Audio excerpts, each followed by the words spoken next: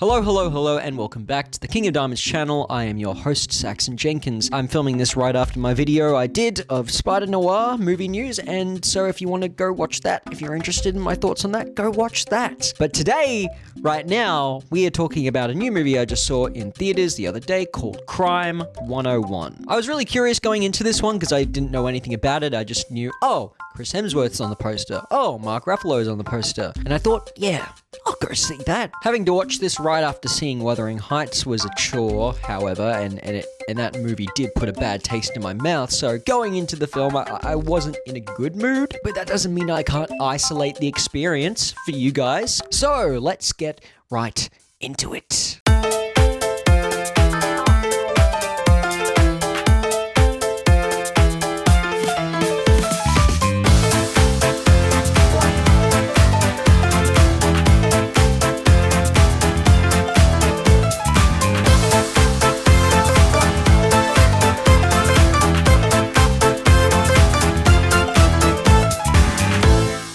Crime 101 is a crime drama movie starring Chris Hemsworth, Monica Barbaro, Barry Keoghan, Halle Berry, Nick Nolte, Mark Ruffalo, Devin Bostick, Jennifer Jason Leigh, and Corey Hawkins. It is directed by Bart Layton, and it was written by Bart Layton and Don Winslow, and created under the production company Metro-Goldwyn-Mayer. The story focuses around some dude, and this some dude goes around committing crimes and stealing stuff. He's a thief, but he does it in a way where he doesn't hurt anyone because he's truly a good person at heart. Until one day, some other guy decides, hey, I'm going to start doing jobs that this guy's meant to be doing, except I'm gonna hurt people because I'm a mean person. This bothers the first guy, and the first guy spends a lot of the movie trying to stop the second guy from, messing up his vibes and stuff. But it's also a sweet drama film where we see the first guy is going out trying to find love, and it's also got another guy, played by Mark Ruffalo, who is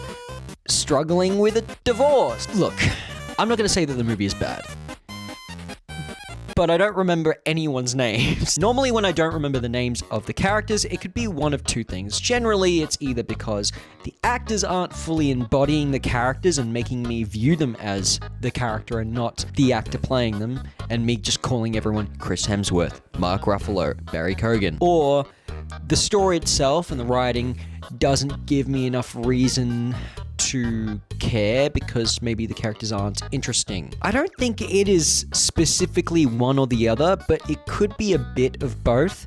I'm not going to put a diss on Chris Hemsworth or Mark Ruffalo because for the most part they actually did a pretty decent job. Whilst I couldn't fully separate them from the actors playing them, I was somewhat able to separate the character Chris Hemsworth was playing from Chris Hemsworth because he was doing a fairly good job.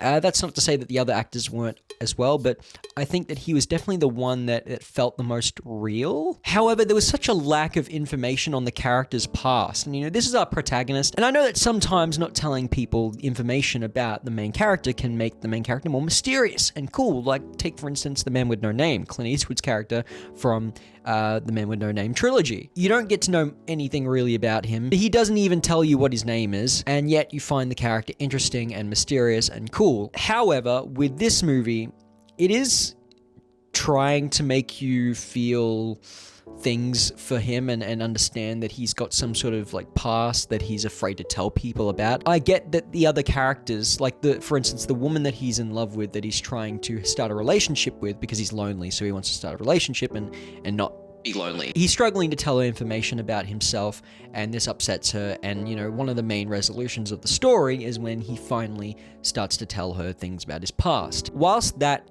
makes sense, it is a little strange that the audience also doesn't know the same information that, she doesn't know. I would have liked to know a bit more about him and maybe understand why he doesn't want to tell people things about him too much. That was my opinion mostly on the main character. On the film itself, the story is semi-interesting. I've seen more interesting crime stories than this, movies that have a bit more thrilling plots and events going on, better action scenes, just overall better tension. This movie does have some good things though. For instance, the car chases are actually quite well done. There's a lot of very deep sweeping shots of the cars as they drift across the road, and especially when the main character is chasing after the second guy that I was mentioning before that I also don't know the name of, that was riding a motorbike, and that scene was pretty good. Though I will say it was a little clunky, but it was realistic to how it probably would have felt, because, you know, most action scenes, they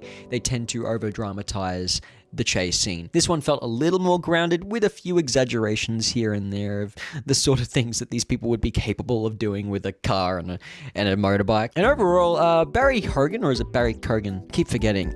The guy that's playing the Joker in the Batman, he did a decent job of playing just an absolute meanie beanie. He gave off a lot of Eshe vibes. If you don't know what Eshe is, it is an Australian term for redneck or bogan. And that is exactly what this man was embodying. Of course, he is American though, and not Australian, so I guess the term doesn't really make sense. To quote Jeremy Johns, I'm not going to remember this movie in T-minus 13 seconds. But it was still fine. You know, if you just want to turn your brain off for a bit and watch a movie this weekend, you can go see Crime 101. I can guarantee you it'll be a better experience than Wuthering Heights. So yeah, I'm going to be giving Crime 101 a semi-okay 5 out of 10. I hope you enjoyed the movie if you saw it, and if you haven't seen it, go watch it and tell me what you think about it in the comments. I'm happy to read and reply to all of your opinions. But yeah, Crime 101 is a movie, and it does exist, and you can watch it. Anyway, bye!